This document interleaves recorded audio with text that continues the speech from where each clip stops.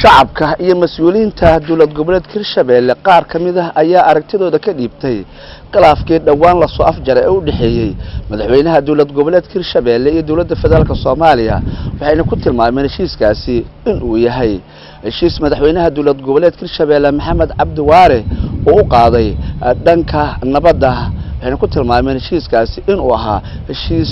geesinimo leh oo madaxweynuhu u qaatay waa kuwana qaar kamid ah mas'uuliyiinta shacabka Hirshabelle aragtidooda ka dhiibanaya sida warta khilaafkii dhawaan la soo afjaray u dhaxeeyay madaxweynaha dawlad goboleedka Hirshabelle mudane Maxamed Cabdi Waare ee dawladda federaalka Soomaaliya adoo ku bilaabay magacaaga iyo talkaaga ee meesha aad ku sugan tahay bismillaah alxamdulillaah marka hore telefishinka qaranka waa mahadsantihiin aan leeyahay marka labaad hadda aniga waxaan ku suganahay gobolka Shabeellaha Dhexe gaar ahaan degmada Jowhar magacayga Abshir Cabdi Hiraabawaaye gudoomiyaha ku-xigeenka degmada Jowhar dhanka siyaasadda aad iyo aad ayaan u soo dhaweeyay arrinta oo madaxweynaha Hirshabelle uu qaatay waa geesinimo waana wax loo baahan yahay Hirshabelle waa ardun culeyskaas nageli ma karto marka shacabka Hirshabelle iyo xildhibaanadii tala soo jeedintii uu qaatay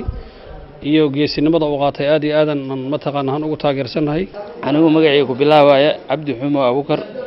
waxaan joogaa caasimadda Hirshabelle qaasatan degmada Jowhar heshiiska Hirshabelle iyo dawladda dhexe waxaan u arkaa heshiis wanaagsan oo horumar leh dadka ku nool magaalada Jowhar gaar ahaan degmada Jowhar macnaha waxaan ahay odayaasha dhaqankana kamid ah Cali Maxamed Cusub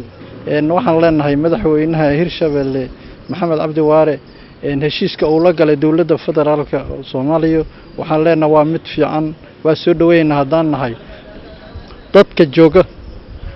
Hirshabelle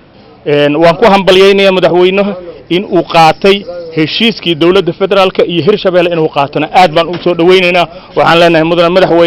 mudane madaxweyne ku xigeen gudoomiye baarlamaan wasiirada iyo xildhibaanada dhammaantiin waxaan leenahay dawladda hala shaqeeyo magacaygu waa Canab Axmed Ciise waxaan gudoomiye ku xigeenka labaad ee baarlamaanka Hirshabelle waxaan halkaan rabaa maanta inaan taageero iyo hambalyo uga diro go'aanka adag ee uu qaatay madaxweynaheena Maxamed Cabdi Waare oo ah muxuu ahaayay inaan nahay anagu farac qaran inaan nahay laf dhabarti ummadda Soomaaliyeed oo aan marnaba ogolaan karin qaranka Soomaaliya in laga go'o waan taageeraynaa qaranka Soomaaliya waa taageeraynaa muxuu ahaayay go'aanka adag oo geesinimada oo uu qaatay madaxweynaheena Maxamed Cabdi Waare Abubakar Maxamed Bacadle warbaahinta qaranka Soomaaliyeed caasimadda dawlad goboleedka Hirshabelle magaalada Jowhar